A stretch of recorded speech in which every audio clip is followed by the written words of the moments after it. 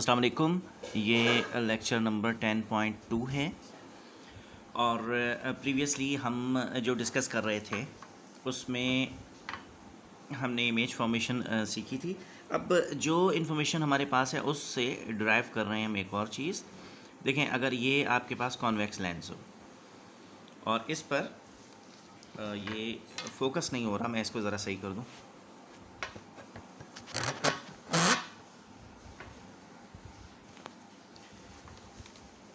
अच्छा, अब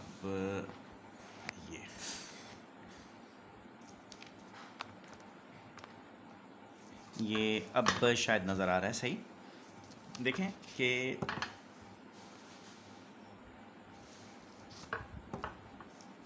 ये अच्छा, अब अगर कोई ray of light parallel to principal axis आए, हमें पता है कि उसे गुजरना है कहाँ से, फोकस पर से। कोई दूसरी रे आए पैरेलल टू प्रिंसिपल एक्सिस ये वाली लाइन है, ठीक है। अच्छा, ये आए, इससे भी गुजरना है फोकस पर से। कोई और पैरेलल टू प्रिंसिपल एक्सिस आए, उसे भी फोकस पर से गुजरना है। कोई और यहाँ से आ जाए, उसे भी फोकस पर से गुजरना है। यानी जितनी ray of lights parallel to principal axis आएंगी, ये जो कॉन्वेक्स लेंस हैं उन सब को एक पॉइंट पर इकट्ठा करेगा, यानी कन्वर्ज करेगा। कन्वर्ज करने का मतलब होता है मुर्तकिज़ कर देना, इकट्ठा कर देना। तो क्योंकि ये रेज ऑफ लाइट को कन्वर्ज करता है एक पॉइंट पे, इसलिए इसका एक नाम है कन्वर्जिंग लेंस। और कन्वर्जेंस ऑफ लाइट की वजह से इसके फोकल लेंथ को लिया जाता है पॉजिटिव साइन के साथ, ठीक है। जिन बच्चों को न्यूमेरिकल्स का थोड़ा आइडिया है, क्लास 10th के न्यूमेरिकल्स का, उन्हें ये बात पता है कि हम अच्छा, मैं यार ये थोड़ा फोकस का मुझे इशू हो रहा है। अब मैं समझता हूँ कि ये ठीक आएगा। अच्छा, अब ये देखें कि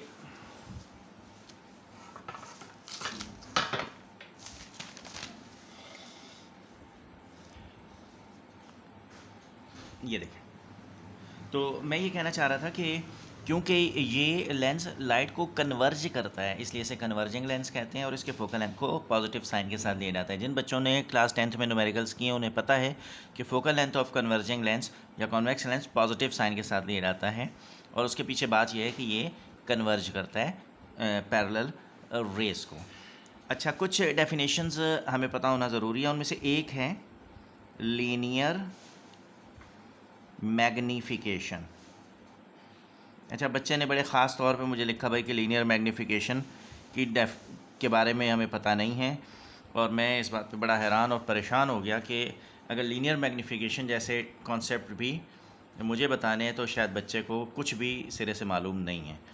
बहरहाल, अब क्लास 10th जैसी गई है पिछले साल, उसके हिसाब से अगर किसी बच्चे को सिरे से ही कुछ नहीं मालूम है तो बहरहाल उसमें इसका कोई कसूर नहीं है, पेपर ही नहीं हुए थे। तो बहरहाल लीनियर मैग्नीफिकेशन ये होता है ratio between height of image to the height of object. अच्छा, रेशो बिटवीन, अच्छा आपने ऐसे नहीं लिखना है जैसे मैंने लिख दिया HI और HO, आपने लिखना है हाइट ऑफ इमेज पूरा to the height of object, यानी कि मैग्नीफिकेशन इक्वल होती है height of image divided by height of object. अच्छा, डेरिवेशन करते हुए ये चीज़ भी हमने ऑब्ज़र्व की हुई है, क्लास 10th में हमने ये की थी Q/P, यानी मैग्नीफिकेशन का अगर एग्जैक्ट फार्मूला मैं निकालूँ तो ये आएगा height of image height of object divide is equal to Q/P। और अगर यूनिट इसकी निकालना चाहूँ मैं तो यूनिट इसकी आएगी जैसे मैग्नीफिकेशन इज़ इक्वल टू, अच्छा मैग्नीफिकेशन बेसिकली रेशो होता है, ये बताता है कि साइज़ किसी लेंस ने कितने टाइम्स मैग्नीफाई किया है, यानी कितने टाइम्स बढ़ाकर उसे हमारी आंखों को दिखाया है। तो ये जो रेशो होता है, अब आप देखें कि अगर हाइट ऑफ इमेज ऊपर मैं रखूं और हाइट ऑफ ऑब्जेक्ट नीचे रखूं तो हाइट ऑफ इमेज का यूनिट भी सेंटीमीटर या मीटर और हाइट ऑफ ऑब्जेक्ट का यूनिट भी सेंटीमीटर या मीटर, और ये कैंसिल होगा तो 1 आएगा। तो मैग्नीफिकेशन हैज़ नो यूनिट, ये तो फंडामेंटल कॉन्सेप्ट हो गया। तो क्या लिखेंगे आप, ratio between the height of image to the height of object is called linear magnification. ठीक है, ये लीनियर मैग्नीफिकेशन की डेफिनेशन है। और एक कॉन्सेप्ट और है इसके साथ ना, उसे कहते हैं एंगुलर मैग्नीफिकेशन। अच्छा, एंगुलर मैग्नीफिकेशन कैसे अब ये डिफाइन करेंगे? देखें, ये मैंने लिखा एंगुलर मैग्नीफिकेशन। दोनों ही कॉन्सेप्ट यूज़ किए जाते हैं। आम तौर पे जब एक लेंस यूज़ हो रहा हो तो जो कॉन्सेप्ट यूज़ किया जाता है वो लीनियर मैग्नीफिकेशन का होता है। जब एक से ज़्यादा यूज़ किए जा रहे हों तो नॉर्मली कॉन्सेप्ट जो यूज़ किया जाता है वो एंगुलर मैग्नीफिकेशन का यूज़ किया जाता है। ज़ाहिर इसको भी एम से करते हैं। ठीक है, मैग्नीफिकेशन से ये पता चलता है कि जो इमेज आया, फाइनल इमेज, वो असल ऑब्जेक्ट से छोटा था या बड़ा था। कंपाउंड माइक्रोस्कोप में आपने जो बायो के स्टूडेंट्स हैं उन्होंने माइक्रोस्कोपिक छोटे छोटे से ऑब्जेक्ट्स को ऑब्जर्व किया होगा। जब वो उसने माइक्रोस्कोप में देखते हैं तो वो बहुत इनलार्ज और बड़े दिखते हैं। अब अगर आपसे कोई पूछे कि कितने टाइम्स बड़े दिखते हैं, तो ये जो आंसर आप देंगे कि 50 टाइम्स बड़े दिख रहे हैं, 5 टाइम्स बड़े दिख रहे हैं, ये जो आप 5 टाइम्स कह रहे हैं, this is called magnification of the compound microscope. यानी आपकी जो आप फ़र्ज़ करें आप जो माइक्रोस्कोप यूज़ करते हैं वो एक छोटे से ऑब्जेक्ट को 10 टाइम्स इनलार्ज्ड करके दिखाती है, तो आप कहेंगे इसकी मैग्नीफिकेशन 10 है। और अगर कोई ऐसा लेंस हो जो कि चीज़ के असल साइज़ को छोटा करके दिखाए, तो ऐसे में जो मैग्नीफिकेशन आप बताएंगे वो माइनस साइन के साथ बताएंगे। इससे पता चलेगा, या सॉरी पॉइंट्स में बताएंगे, 1 से छोटा बताएंगे। इससे पता चलेगा कि मैग्नीफिकेशन उस लेंस से जो भी चीज़ नज़र आ रही है वो असल साइज़ से छोटी नज़र आ रही है। तो अगर 1 या 1 से बड़ा कोई मैग्नीफिकेशन हो तो इसका मतलब ये होता है कि लेंस ने चीज़ को इनलार्ज किया है, और अगर 1 हो तो इसका मतलब है इनलार्ज नहीं किया, एक्चुअल साइज़ का दिखा दिया है। अच्छा, बहरहाल ये तो न्यूमेरिकल करते हुए ये चीज़ें एक्सप्लेन की जा सकती हैं। अब angular magnification, this is the ratio between angle subtended by image,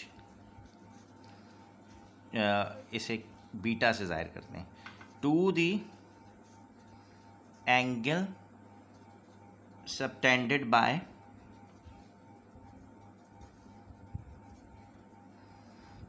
object alpha. यानी मैं ये कहना चाह रहा हूँ कि अगर आप, अब मैं कैसे इस चीज़ को एक्सप्लेन करूँ। मैग्नीफिकेशन, मैग्नीफाइंग ग्लास अभी मैंने आपको पढ़ाया नहीं है। बहरहाल मैं उसकी एक रफ डायग्राम बनाता हूँ ताकि थोड़ा सा ये एंगल कॉन्सेप्ट क्लियर हो जाए, फिर हम आगे चलेंगे। ये एक मैग्नीफाइंग ग्लास है। मैग्नीफाइंग ग्लास आम सिंपल माइक्रोस्कोप कहलाता है। आम जो लेंस होता है जिससे आप हाथों की लकीरें वगैरह देखते हैं, घरों पे रखा होता है और बुक स्टॉल्स पे आम मिल जाता है, वो जो लेंस होता है, और आम तौर पे ये जो कार्टून्स वगैरह होते हैं उसमें दिखाते हैं कि कोई कार्टून है जो उस लेंस को ऊपर और नीचे करके चीज़ों को ऑब्जर्व कर रहा है, वो जो लेंस होता है उसे मैग्नीफाइंग ग्लास कहते हैं। उसके सामने एक ऑब्जेक्ट रखें आप, और इसका जो इमेज बनता है वो बनाने के लिए ये ऑब्जेक्ट के हेड से आप एक लाइन ऑप्टिकल सेंटर से गुजारें, और जहाँ इमेज बनाना चाहते हैं आप वहाँ इमेज बना के दूसरी रे ऑफ लाइट ये यहाँ से फोकस पर लेकर आएंगे आप, ये आप लेके चले गए सीधी, और जिस जगह पे ये लाइन क्रॉस कर रही, एक दूसरे को कट कर रही है, वहाँ पे F लिख दिया आपने। अच्छा, अब आँख जो लगाई जाती है ना वो इस जगह से आप ऑब्ज़र्व करते हैं। ठीक है, यहाँ से जब आप ऑब्ज़र्व करेंगे तो आपको इन लार्ज ऑब्जेक्ट, असल ऑब्जेक्ट ये है, और आपको नज़र आएगा ये जो लेंस में से नज़र आ रहा है। अच्छा, ये जो आपकी आई जो है, ये जो देख रही है एंगल, वो ये वाला एंगल है, इसे कहते हैं एंगल सबटेंडेड बाय इमेज।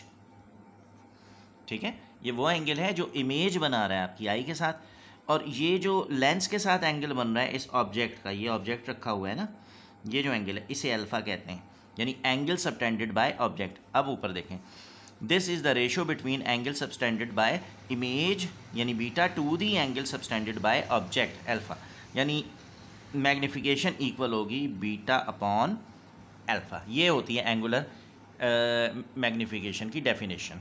तो समटाइम्स मैग्नीफिकेशन को ऑब्जेक्ट की हाइट और इमेज की हाइट के रेशो के तौर पर डील किया जाता है, और समटाइम्स एंगल ऑफ इमेज और एंगल ऑफ ऑब्जेक्ट के रेशो के लिहाज से डील किया जाता है। कोई फ़र्क नहीं है दोनों में, दोनों से ये पता चलता है कि कितने टाइम्स इमेज बड़ा होगा या छोटा होगा। अगर आंसर 1 से बड़ा आ जाए तो इसका मतलब इमेज इनलार्ज हो रहा है, अगर आंसर पॉइंट्स में आ जाए यानी 1 से छोटा आ जाए इसका मतलब कि इमेज इनलार्ज नहीं हो रहा है।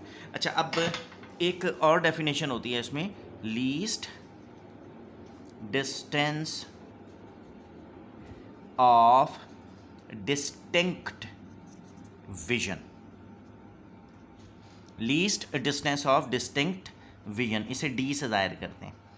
अच्छा, वो कम से कम फासला जिस पे आपकी इंसानी आँख, अच्छा अपने आप को आप इंसान तो समझते ही होंगे, यकीनन मैं भी यही समझता हूँ, और मेरी भी आँख जो ज़ाहिर है इंसान की आँख कहलाएगी। तो इंसानी आँख, अब ये मुझे नहीं पता कि बंदरों की आँख और जानवरों की आँख में क्या होता होगा, लेकिन इंसानी आँख के बारे में ये बात बताएगी कि उसे चीज़ें सबसे ज़्यादा क्लियर तब नज़र आती हैं। अब फ़र्ज़ करें कि मैं बिल्कुल हाथ ऐसे ले आऊँ ऊपर करीब, ठीक है, ये देख रहे हैं, अब ये ब्लर्ड हो गया ना, ठीक है, धुंधला हो गया। अब मैं नीचे करूँगा ऐसे, और नीचे करूँगा तो ये देखें क्लियर होता जा रहा है। अब ये देखें कितना क्लियर हो गया है, ठीक है, और नीचे आऊँ हाथों की लकीरें और क्लियर हो गई। इसका मतलब है कि एक ख़ास फासला ज़रूरी है जिस पर जाके चीज़ें बहुत क्लियरली नज़र आती हैं।